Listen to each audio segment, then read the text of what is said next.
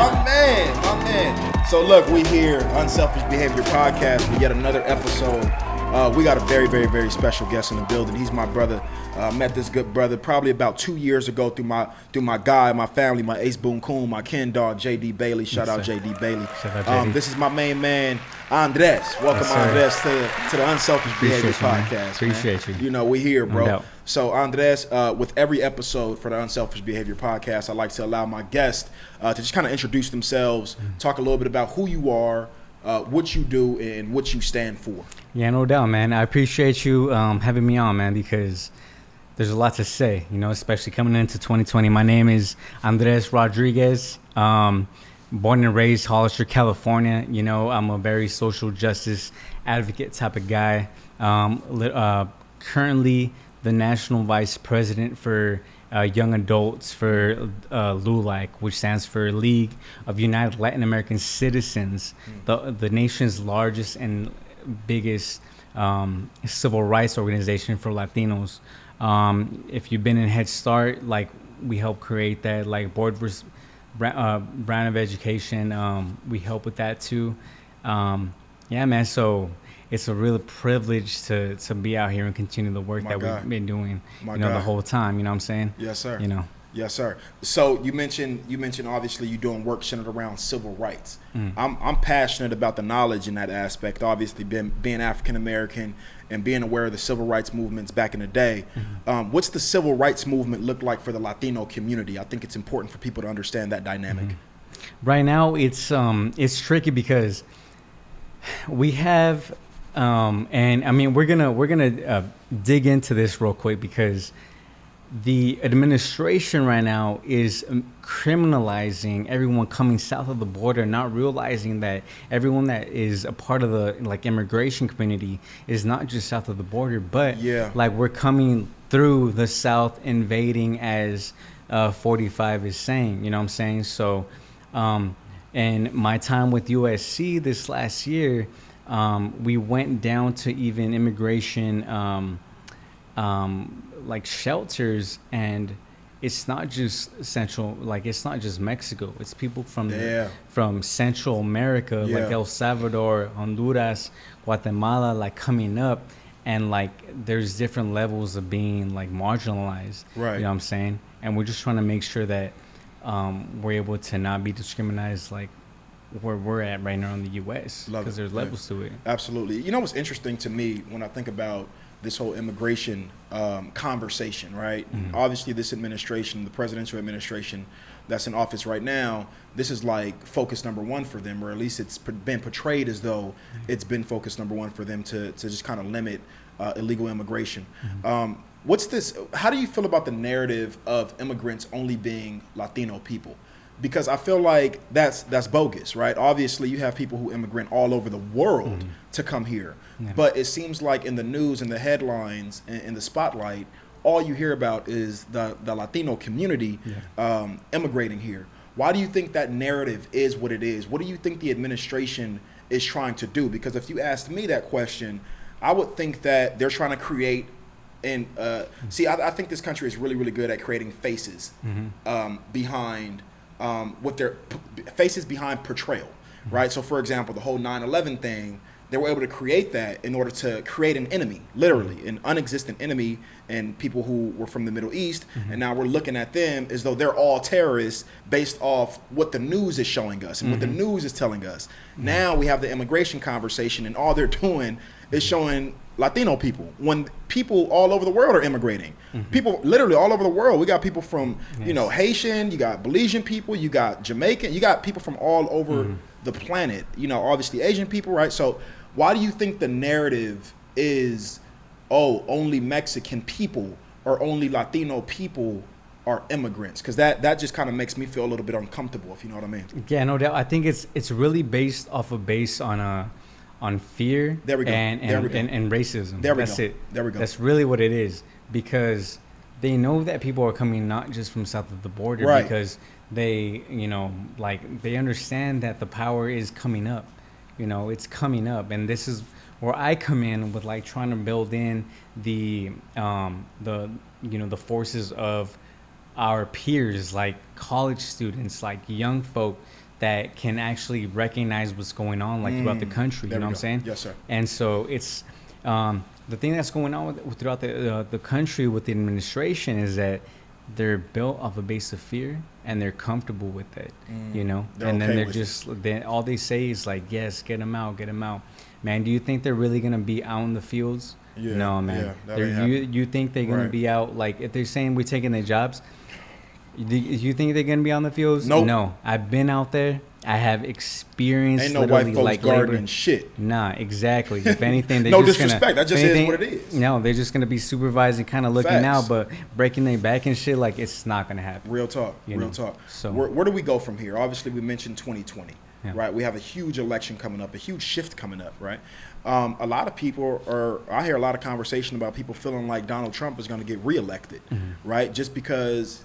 I'm kind of like in agreement with it, to be honest. Not the fact that I agree with him being president, but I'm one to believe that the government or the powers that be, if you will, they already know who's going to be president and they know who they want to be in office based off who's going to be the best puppet, if you will, right? So what do you think about that? I want to hear your views on is there power in voting? I think there's a lot of people in the I don't like to call it the minority community because I do feel like we are the majority. Again, that's another misconception about our people. But I do believe black and brown people have power. Obviously, we're stronger together.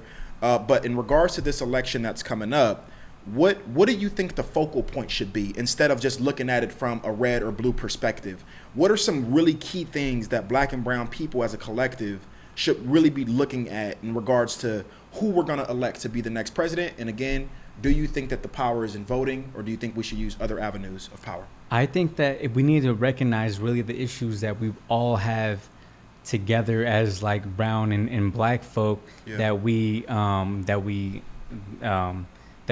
resonate, you know, in our community, and then just build upon that, because sometimes I've heard it too many times that our vote do not matter. Yeah, man, in places like Iowa and stuff, like when we had our LULAC event, like just yesterday with presidential candidate kind of thing, we don't like organize ourselves enough without knowing and maybe knowing that we do have the power within ourselves to make a difference in districts at least. You know what I'm saying? Absolutely. And that's really what we try to do.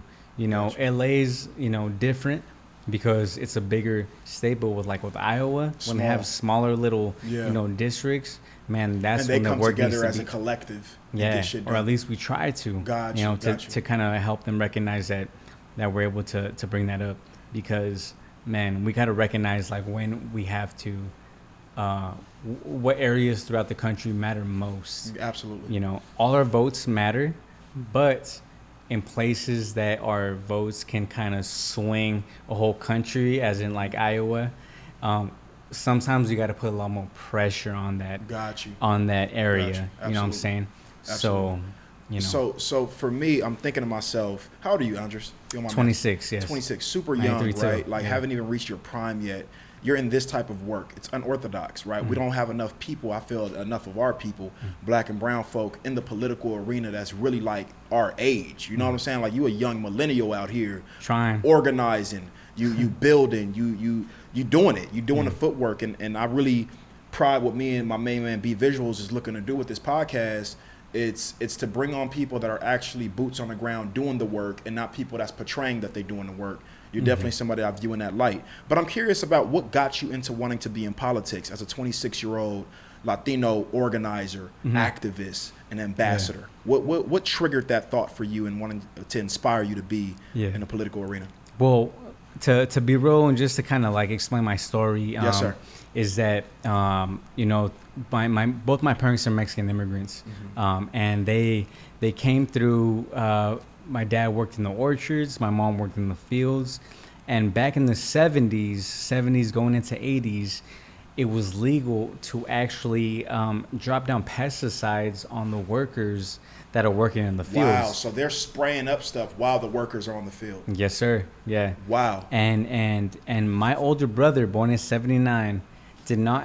He had the luck of just, and I don't say just as just like just, but right. Underdeveloped, like Lungs? esophaguses or Gotcha. something, as opposed to everyone else that my mom's friends back in the day, that they had their friends came, their sons came through very, like they're in wheelchairs. Yes, sir. You know what I'm saying? Yes, sir. So by the time, I was born, 93, whatever, like my brother put me on Chicano studies, kind of like the struggles that were being put on through the 70s, 80s, 90s for our people. Yes, sir. You know what I'm saying? And it was a big awakening because it was like, I always tell people age is no guarantee of maturity. Yes, sir. And just to kind of get that, I feel like I was pretty mature at my age. Wow. At the same time, it was just kind of being woke and kind of like observing like stuff at the end of the day. So put me on into like the movements. That's like Chavez was a big one. Being cool with their fam, you know what I'm saying? Oh, wow. Like building up, catching up, and getting to the point where I can help where we're at today. Absolutely. You know what I'm saying? What's the mission though? What's the goal, right? So obviously you're doing a lot of great work. And just real quick before I ask that question, what was your major? I know you just graduated from USC. Congratulations from that, my appreciate brother. That, man. You know what I'm saying? Yeah, you are officially that, a USC alumni. Well, you know what I'm saying? Fight on. There we go. You know what I'm saying? Yeah. What was your major? Yeah, at USC I got my master's in it was a master's in social work, but the emphasis was in social change and innovation. So it was a lot of top down kind of like organizational leadership, grant writing kind of things that kind of come like top down. At the same time, we did learn like the communication skills and trauma informed kind of thing and all that. But I see some political science, Chicano studies. Absolutely. But that's really what drove me to get where I'm at right now. Love it. Love it. And it might not be where I'm at this point, but I really appreciate the past folk that you've had on this on the podcast, because it all kind of clicks. Yep. You know what I'm saying? It all comes together. And, it all kind of clicks, bro. And I really appreciate that, man. Come on, man. It really does, yes, man. Sir. It really does all click to be like, yo, you're good right now. Yeah. You know what I'm saying? Yeah. And then we're going to get to the point where we're at, when we get there. That's right. You know and I just got to say, I appreciate you, bro. I always appreciate genuine love and genuine support. You've been by far one of the most genuine and most supportive people to me personally on a personal level. And I just got to say, I appreciate that. Since our first episode, B Visuals, my main man, B Visuals, we always got to shout out my brother, B Visuals. He's in the building. For those of you who, it's funny because when he was walking upstairs, I said, have you met B Visuals? Have you met BV? He's like, oh no, but I always see you like post him. I see his name over everywhere. So it's funny because B Visuals is the mastermind behind this podcast. And that's what a lot of people don't know. They see me talking my ass off, but B Visuals, real quick before I ask this question, I got to plug my man. He's been dealing with me since I was 18 years old. So we're talking about going on 11 years now, right? But this brother actually put it in my mind. I think it's really, really dope to have friends around you who can see different ways that you can reach other levels of what it is you do and actually put you in position to do it. So it was his idea one night. We in Starbucks and he like, Q, have you ever thought about doing a podcast? And I said, nah, I ain't never really thought about that. He like, man, that'd be your bread and butter. Yeah. That's it right there. But and now we're here. And now we're here. Yeah, what, no episode? No, I ain't even gonna say it. I don't want to fuck it up. 12, 13, something like that. Yeah, it's all good. But no, I gotta ask this question. Is there anybody else in your family that's doing any other type of work that you're involved in, top to bottom? Man, I don't think so. They just kind of let the groundwork in front of me. Right. You know what I'm saying? Because even if like you would think that I want to ask my brother to kind of like help me out, like to be in the same city that he lives at, right on, and to kind of like bring me up and shit. Sometimes no, it's on me. You know what I'm saying? Yeah. And like my parents like shout out my pops. What's it called? Today's his last day. What's it called? Retiring and shit, whatever the fuck. Pop. Yeah, shout out Pop, shout out Sergio, whatever.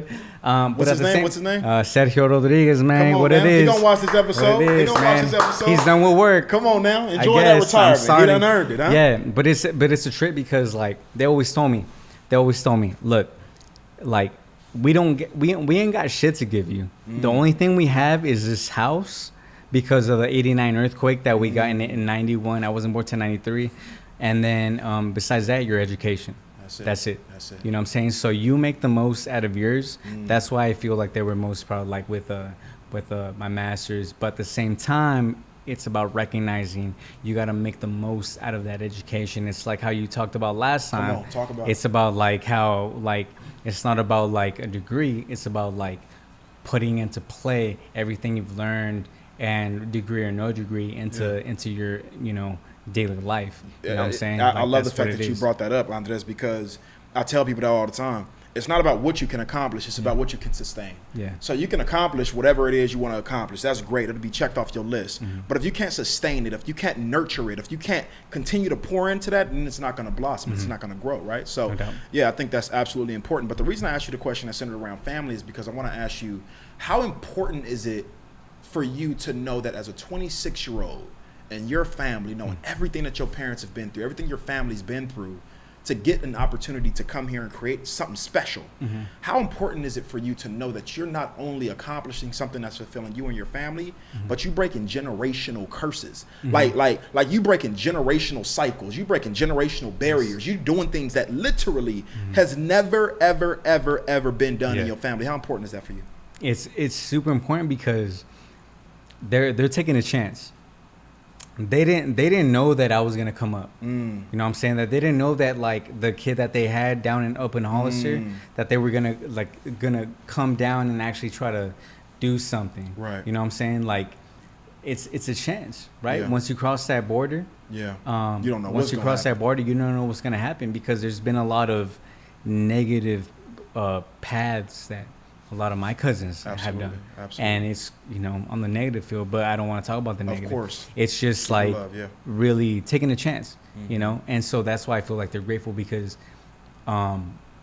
it's kind of recognizing that the opportunities that are available out here, and taking advantage of them, man. That's really what it is. And if you don't, then you're gonna be stuck in the same place up in Hollister. Like, y'all don't know where Hollister's at. You're in the middle of nowhere, man. You know what I'm saying? So you're just making the most out of it, and that networking aspect as well. You know what I'm saying? The type of work that you do you feel like it's a part of your calling? I think that's an important question. Yes. Yeah. Yes. And why is that? Touch a little bit on that. Yes, I think my calling is to serve the community. Love it. As dead straight as that sounds, it really is that, like, being a public servant, a community servant. Yes, sir. People think when I say, like, I'm going to run for office, right, then it's like, oh, you're going to try to be up there, whatever. Like, you're going to try to leave us. Yeah, you're going to leave us. You're trying to be in the spotlight, whatever. Nah, it's more of, like, recognizing the issues that are most affecting your community, and then actually trying to make the most out of your position and your platform. Making a real difference. You know what I'm saying? Like how y'all do, like that matters a lot. Yeah. You know what I'm saying? It really does. And really building us up, and especially now it's a trip, like, shout out my Assembly member, Robert Rivas, Senator. There we go. Ana Caballero and all them. Like, it's just to the point where this took my whole life to work towards being able to be in a position to be able to hit them up directly on anything that's popping off in the community. Right. And now it's like, we're cool. Right. Right. But it's not that easy everywhere throughout the country too. Absolutely. So it's it takes a lot. I think it's super dope too, because you're young and you're doing it your way, right? How important is it for you to inspire the youth?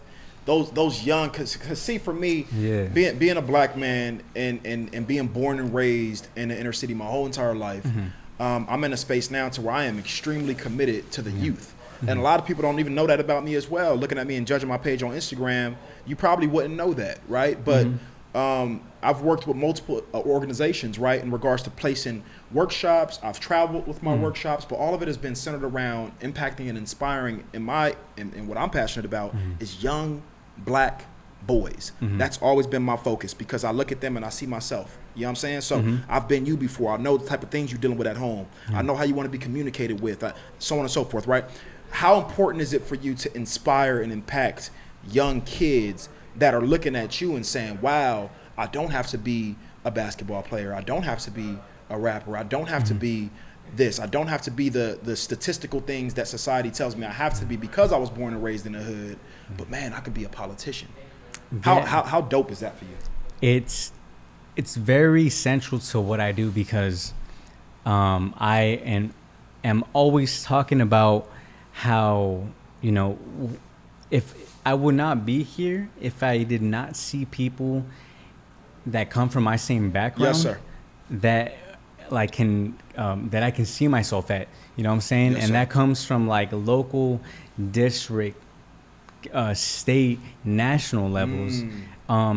If I could see that they're coming from like, you know, immigrant communities, Yes, sir. From communities that didn't have shit, to be honest, Yep. and then they became something out of themselves, that means a lot. Absolutely. You know, and that's what I try to portray with the younger folk.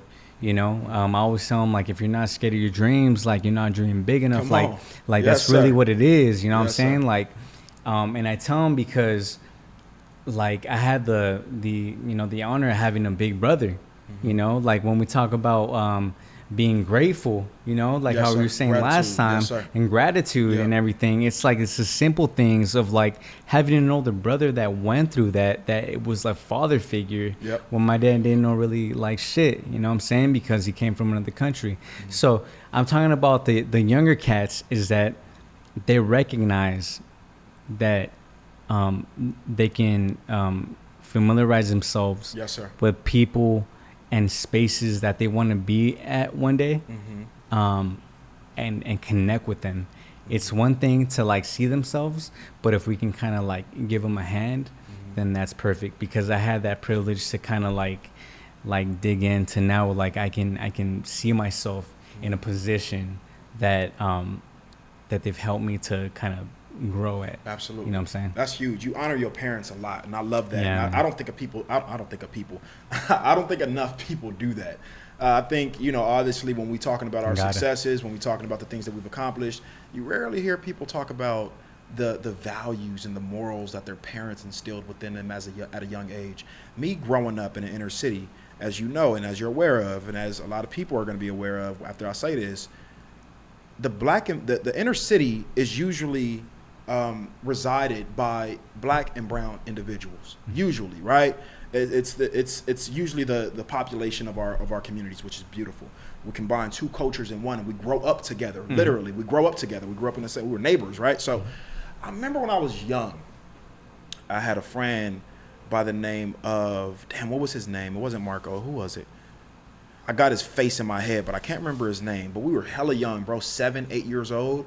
My mom has always been like an extreme family-oriented person. So my mom is Southern. So she's always been the type of person that'll invite the neighbors over for dinner, right? And she was really, really, really close with our next door neighbor. I forgot her name, but they had a dog named Lady. That's all I remember. They had a big-ass white dog named Lady, right? And she would always go over there, knock on their door, and it was a Hispanic family. Always knock on their door, invite them over for, you know, dinner, ask them if they needed it. You know, she's always had that type of spirit. But I do remember growing up in our communities that the young Hispanic and Latino kids would speak a lot for their parents, right? So if their parents don't know English, I remember moments to where my mom will be conversating with the kid to tell your mom this. And so for me, it just came to me right now while I was hearing you speak. Is there a sense in your family and in your community to where you feel like the responsibility to stand up for your family was instilled in you at a young age, right? Not only that example, but like, you know, obviously with you doing things that they've never done before, you're showing them that their sacrifice in coming here and the way they did was worth it, right? Is there a sense of, where does the sense of pride come from? I feel like especially Hispanic, Latino, I hope I'm using the right verbiage, but Latino people, very prideful, which I love. I honestly wish black folks was the same in regards to just our pride and how prideful we are about our people and our culture, so on and so forth. Where does that pride come from? I think that pride comes from just the hard work, you know, throughout the generations, because like hard work can be kind of transform and translate it into different ways of Yes, like sir. physical work. And then when you try to explain to your grandparents like the hard work that we're doing trying to get a degree when we're not physically picking In the stuff, field, yeah. it might not be the same for them, but it's hard work, you know what I'm saying? And that kind of picks up. Absolutely. You know what I'm saying? So that Love it. that means a lot. Yeah. And sometimes, especially like with being like a first generation student out here, you got to get used to receiving that because their experience was a lot harder than ours, but they did that so we can be in the books. Right. That's right. To make something out of ourselves and That's not right. be out in the fields. Love it. You know what I'm saying? Love it. And it's not easy, and you know, trying to translate that, it might not be as easy. Right. Sometimes we're seen as lazier because we're not out in the fields. Right. But they don't know we're in the books like grinding. It's a different you know? type of feel for us. Yes. Yeah. So is that a testament to you organizing protests? I see you on page. You know, you in Washington D.C. You in there heavy. You with your people. I see you organizing protests and things like that, which make me proud because again, people who inspire me are people who are actually out here, boots on the ground, making moves and putting their actions behind their words. Is that a testament in just that pride aspect of it for you, feeling like, yo, we got work to do out here. We got to organize. We got to so on and so forth. Is that a testament to that? Yes, completely, because every time we try to get the most effective times that we are able to kind of organize are when we all get together. And with LULAC, League of United Latin American Citizens, again, nation's oldest and largest Latino civil rights organization. Love it. For the past 2 years, it's been in Phoenix and in Milwaukee, you know, last year. And it's most powerful when everyone is at the same spot because of a national conference, national convention. Gotcha. So then that's when we focus on something that's affecting the community. Love it. And so that's when I think like, look, I'm trying to get everyone together and we, you know, make the signs, we come together for a cause, bring together the resources to actually be on the news, to actually like push out that that message. You know what I'm saying? And thankfully we do have that outlet, you know, to actually be like boom, boom, boom. Love it. You know, so it's important. Absolutely. You know, and we try to use all our resources in the time that we got right now. Love it. You know what I'm saying? And having you on here, I wanted exactly what's happening to happen. I wanted people to leave with a higher sense of what it is you do and the importance of it, right? Obviously, we into politics, we into shifting and changing. You know, I know you probably pushing for certain bills to be passed. You doing the work and you young, and I think your story is inspiring in how you got here. But before we end our episode, I always encourage on the Unselfish Behavior podcast, I always encourage my guests to do me a huge favor and look at this camera right here. And you leave our audience out with what we call an unselfish message from my main man, Andrés. And basically what that is an ending message that you just kind of want the viewers to know, people who watch this video. What do you want them to know? It could be absolutely anything you want. Man, one of the big things that I've just like learned throughout the years is like, you know, don't be scared to dream big. You know, like if you're not dreaming big, if you're not scared of your dreams, you're not dreaming big enough, you know? And I still practice that to my day. And I really want that to carry over to be like, yo, like reach for the stars, or like really, because it all comes from respecting where you come from and the sacrifices that came before you, whether it be generational, whether it be, you know, last week, those sacrifices that people did before you to get where you're at, like appreciate that and don't let that, you know, deter you from, you know, pushing yourself to the very end. So you represent very, very well, my brother. Yes, sir. I appreciate you. No doubt, man. I love you. Yes, hey, first of many times that we're going to sit down and we're going to build.